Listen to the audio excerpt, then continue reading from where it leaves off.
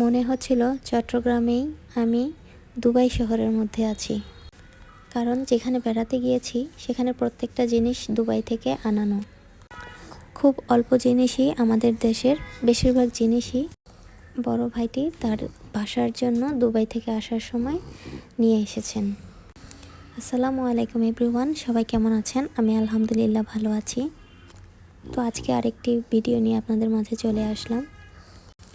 যদি ভালো লেগে থাকে, ভিডিওটি ক্লিক করে থাকেন, তাহলে প্লিজ পুরো ভিডিওটি দেখবেন। আর যদি ভালো না লাগে তাহলে পুরো ভিডিওটি দেখার দরকার নাই, স্কিপ করে চলে যাবেন। আর যদি ভিডিওটি ক্লিক করে থাকেন তাহলে পুরো ভিডিওটি দেখবেন, দেখে একটা গঠনমূলক কমেন্ট করবেন। ইউজ করি তাদের সবারই ক্ষতি। যদি আপনি একটি ভিডিওতে ক্লিক করে ফেলেন তাহলে অন্তত 1 মিনিট হলেও আপনাকে ভিডিওটি দেখতে হবে। তো যা বলছিলাম, তো গিয়েছিলাম দাওয়াত খেতে জামাইয়ের বন্ধুর বাসায়। তিনি নতুন ফ্ল্যাট কিনেছেন চট্টগ্রাম শহরে। তো অনেক দিন থেকে বলছিলেন যে দাওয়াত, ওনারা দাওয়াত দিচ্ছিল, তো আমরা আসলে সময় করতে পারছিলাম না। তো সেদিন শুক্রবার ছিল, তো বলতেছে যে চলো, ও দাওয়াত দিচ্ছে, ওর বাসায় বেড়াতে যেতে হবে, মাস্ট যেতেই হবে। তো আর কি করা, শীত ছিল প্রচুর। তো আমি বাচ্চাদেরকে রেডি করে ওনার জন্য অপেক্ষা করতেছি। উনি অফিসে গিয়েছিলেন। উনি পুরো আমাকে 1.5 ঘন্টা বাসায় বসিয়ে রেখেছেন। 1.5 ঘন্টা উনি পরে আসছেন। উনি একটা কাজে পড়ে গেছেন, আর যেহেতু পুলিশের চাকরি, তো কী আর করা, যখন তখনই দায়িত্ব মাথার উপরে, আরও আসছেন তো উনি অফিসার লেভেলে। তো সেজন্য উনি চাইলেই হুটহাট বের হয়ে আসতে পারতেছেন না। তো 1.5 ঘন্টা পরে আসার পরে বাসায় আমি তো একটু রাগারাগি করলাম যে কী ব্যাপার, এতক্ষণ আমাকে বসিয়ে রাখা হয়েছে বাচ্চাদেরকে রেডি করে, ওরা তো সব কিছু আবার অগুছালো হয়ে গিয়েছে। তো বলতেছে সরি, তাড়াতাড়ি করো, চলো, ও এখানে অপেক্ষা করতেছে। তারপর আমরা বের হয়ে গেলাম সিএনজি দিয়ে। খুব একটা দূরে ছিল না, 150 টাকার মতো সিএনজি ভাড়া হবে আমার বাসা থেকে। তো যাওয়ার পরে তো আমি পুরাই অবাক, এত সুন্দর সব কিছুই আমার দেখেই মনে হচ্ছিল যে এগুলো তো আমাদের দেশের হবে না। এত সুন্দর সুন্দর সব কিছু কালেকশান, ঝাড়বাতি হতে শুরু করে ঘরের প্রত্যেকটা জিনিস এত সুন্দর।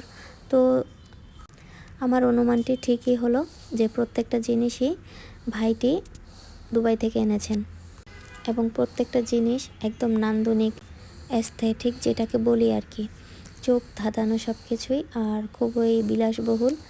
আর ডাইনিংটার কথা তো বলে আর লাভ নাই। ডাইনিং রুমের প্রত্যেকটা জিনিস আমার অনেক বেশি সুন্দর লেগেছে। সবচাইতে বেশি সুন্দর লেগেছে এই ডাইনিং স্পেসটা।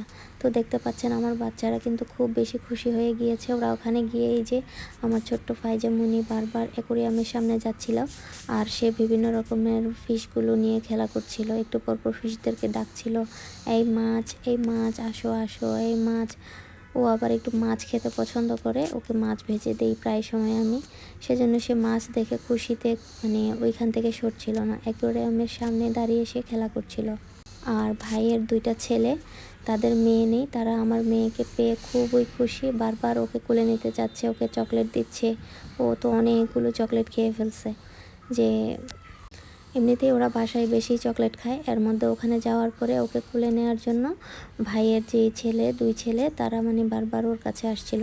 তো প্রত্যেকটা রুমের ডেকোরেশন খুবই সুন্দর হয়েছে। আর তো খাবারের কথা বলে লাভ নাই, 14 রকমের আইটেম করেছে। ঠিক গনে দেখেছিলাম 14 রকম হবে। মাছই ছিল 9 রকমের। তারপরে তো মুরগি, গরু, কি আর বলবো, চট্টগ্রামের ঐতিহ্যবাহী খানা যে কালাভুনা আছে ওইটা, তারপর কোয়াবের মাংস, বিশাল একটা কারবার। ওনাদের যে বেডরুমটা ছিল, বেডরুমের ডেকোরেশনটা আমার কাছে খুব বেশি ভালো লেগেছে। আর এই যে ফাইজামনি দেখেন, ও তো খুশিতে বারবার নাচতেছিল, আর অনেক খুশি হয়েছে, খেলা করতেছে বারবার। আমাকে টেনে টেনে অ্যাকোরিয়ামের সামনে নিয়ে যাচ্ছিল আর বলছিল আম্মু মাছ দেখো। এই যে দেখতে পাচ্ছেন এত সুন্দর অ্যারাবিক যে শোপিসগুলা, এগুলো সবই ভাই দুবাই থেকে এনেছেন। ভাবির ব্যাগ, ভাবির এই যে পার্স, ভাবির এই যে সব কিছুই, পর্দা হতে শুরু করে তারপরে ঝাড়বাতি, তারপর হচ্ছে ফুলের যে স্ট্যান্ড, তারপরে এই যে খাটের পাশে এত সুন্দর করে ডেকোরেশন, এগুলো ভাইয়া সব দুবাই থেকে নিজে নিয়ে এসেছেন। তিনি দুবাইয়ে একটা নিজের বিজনেস আছে, তো উনি আসার সময় ঘন ঘনই আসা হয়। উনি মাসে 2 বার আসে, মাসে 3 বার আসে, কখনো 2-3 মাস পর পর আসে। তো উনি যখনই আসে খালি হাতে আসে না, সব সময় উনি এটা সেটা ঘরের জন্য নিয়ে আসে। আর দেখতে পাচ্ছেন এই যে খাবারের সমাহার, আমরা কিন্তু এত খেতে পারি না, কিন্তু তারপরও এত আয়োজন করছে। মাছটাই আপনাদের ভাইয়া একটু বেশি খেয়েছে, আর আমার প্লেটটা ভাবি একদম উপর করে দিয়েছে খাবার দিতে দিতে। তো আমি বেশি কিছু খেতে পারি নাই, আমি এমনিতেই ভাতও নিজেও কম খাই। তো আমরা হাজব্যান্ড ওয়াইফ বেশিরভাগ যেখানেই যাই মাছটাই খাওয়া হয়। তো সত্যি বলতে এই যে ফুলের যে ফুলদানিটা দেখতে পাচ্ছেন, এগুলো সবই দুবাই থেকে আনানো। মাছগুলো অবশ্য আমাদের দেশের, কিন্তু মাছগুলো দেখে আমার বাচ্চারা অনেক বেশি খুশি হয়েছিল।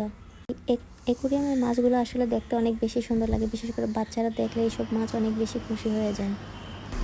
ভাইয়া আবার দুবাই চলে যাবেন, তাই 3-4 দিন পরে আমিও আবার ভাইয়াদেরকে দাওয়াত দিয়েছিলাম। তো আসলে বেড়ানোটা অনেক বেশি ইম্পর্টেন্ট মানুষের লাইফে। এরকম মানে বন্ধুত্ব সম্পর্ক স্থায়ী হওয়ার জন্য মানুষের মাঝে মধ্যে একটু বেড়াতে হয়।